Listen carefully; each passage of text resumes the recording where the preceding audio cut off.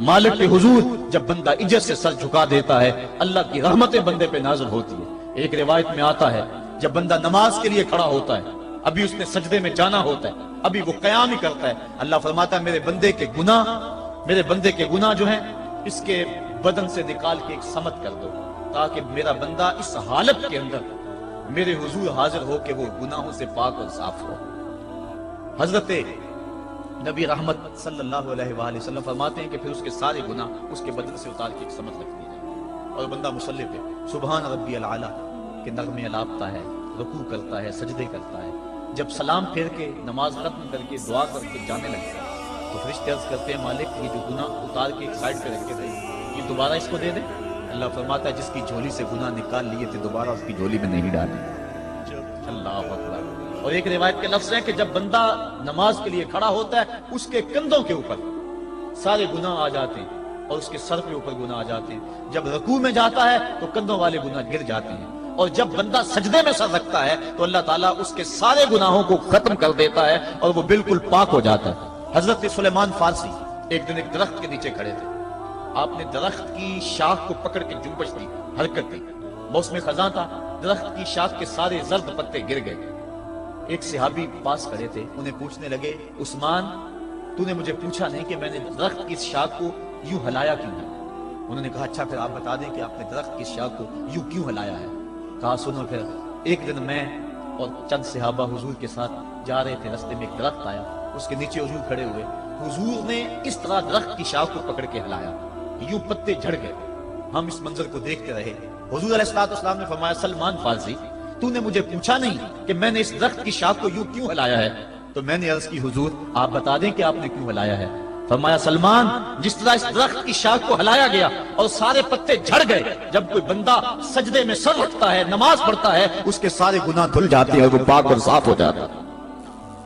ایک دن فرمایا صحابہ اگر کوئی بندہ اس کے گھر کے سامنے سے نہر گزرتی ہو اور وہ دن میں 5 مرتبہ اس نہر کے اندر غسل کرے تو بتاؤ اس کے بدن کے اوپر کوئی میل کچیل رہ جائے گا؟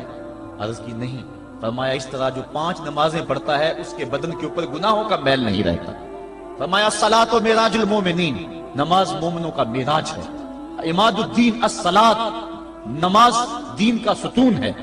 حبب الی من دنیاکم ثلاث، الطیب والنساء وجعلت قرۃ عینی فی الصلاۃ، مجھے تمہاری دنیا سے صرف 3 چیزیں پسند ہیں، خوشبو، منکوحہ بیویاں اور میری آنکھوں کی ٹھنڈک نماز میں رکھی ہے۔ اور حضور نے یہ بھی ارشاد فرمایا من ترک الصلاۃ متعمدا فقد کفر، جس نے جان بوجھ کے نماز چھوڑی گویا اس نے کفر ہی تو کیا، یعنی کافروں والا کام کیا۔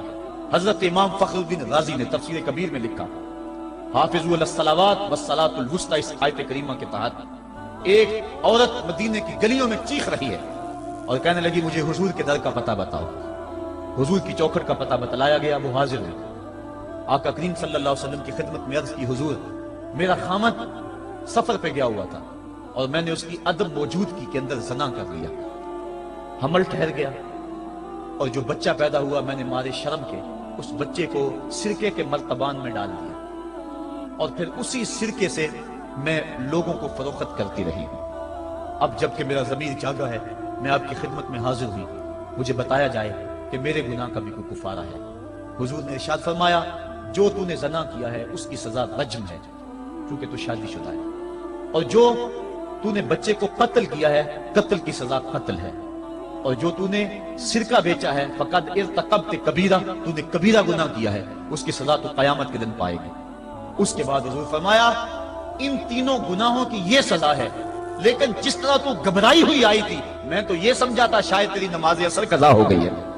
اب آپ اندازہ کریں کہ نماز کی اہمیت کیا ہے اور ہم اس بات میں کتنی سستی کرتے ہیں۔ کسی سے پوچھا جائے نا آؤ نماز پڑھنے چلے، وہ کہتے ہیں بس یار میرے کپڑے پلید ہیں، کپڑے میرے پاک نہیں ہیں۔ تیرے کپڑے کیسے پاک رہ سکتے ہیں؟ تو اللہ کے حضور جھکنا نہیں جانتا، تیرے کپڑے بھی پلید ہیں، تیرا دل بھی پلید ہے، تو اس کے حضور جھک کے تو دیکھ، تن بھی ستھرا کر دے گا، تیری روح کو بھی پاکی دے دے گا، تیرے قلب کو بھی طہارت بخش دے گا۔ تو اس کے حضور آ جھک، اس کے حضور سجدوں سے اللہ کے حضور خراج پیش کر اپنی محبتوں کا۔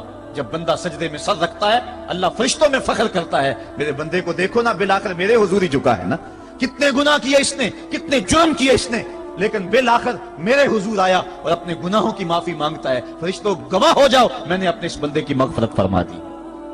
تو اللہ کے حضور نماز پڑھنے والا، بلکہ ایک روایت مسند امام احمد بن حنبل میں موجود ہے، حضور فرمایا جب بندہ نماز کے ارادے کے لیے اٹھتا ہے اور وضو کرنے کے لیے جب پانی کا پہلا قطرہ چلو پہ لیتا ہے، جو ہی اس کے بدن سے وضو کا پانی چھوتا ہے اللہ اس کے گناہوں کو معاف فرما دیتا ہے۔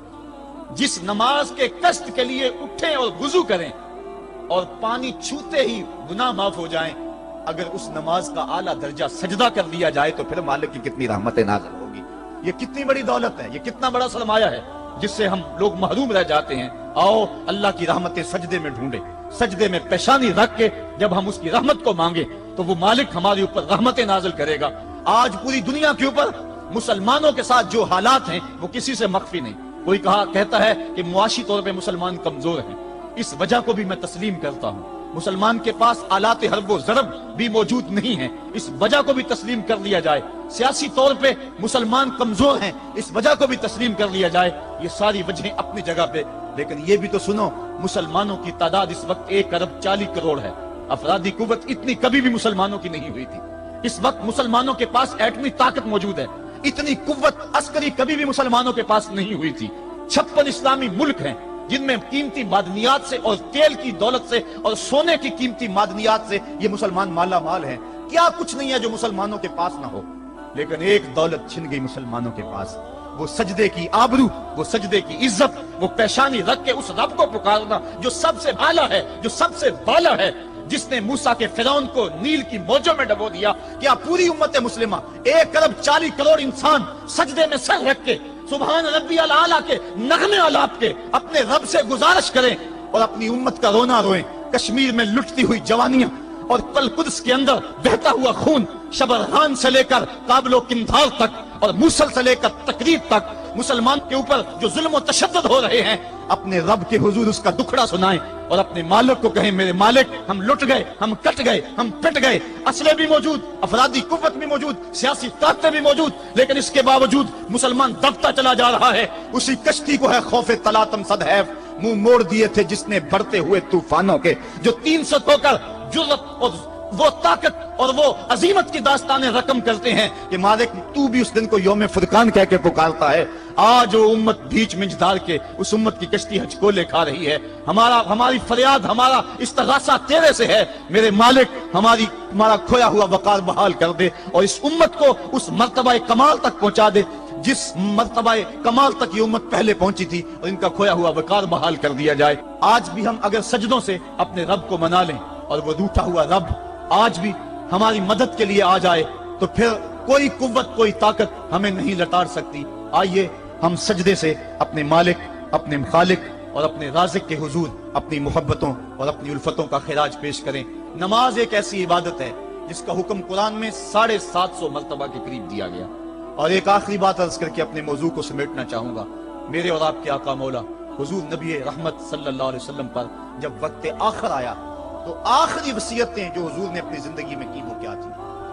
2 وصیتیں تھی حضور کی آخری، جب حضور ایام مرض میں تھے، اور آخری وصیتیں اس کے بعد حضور نے کوئی کلام نہیں کیا، وہ یہی تھا الصلاۃ الصلاۃ الصلاۃ الصلاۃ۔ لوگوں میں تمہیں نماز کی تاکید کرتا ہوں، میں نماز کی تاکید کرتا ہوں۔ اور دوسرا فرمایا جو تمہاری ملک میں تمہارے غلام اور تمہاری لونڈیاں ہیں ان کے ساتھ حسن سلوک کی تاکید کرتا ہوں۔ یہ آخری 2 باتیں تھی جو حضور نے ارشاد کی۔ حقوق اللہ کے حوالے سے نماز اور حقوق العباد کے حوالے سے حضور نے کمزوروں کے حق ان تک پہنچانے کی تاکید امت کو دی، اور اس کے بعد پھر حضور انتقال کر گئے۔ آئیے ہم سجدوں سے اپنے رب کو راضی رکھیں۔ اللہ مجھے آپ کو توفیق دے۔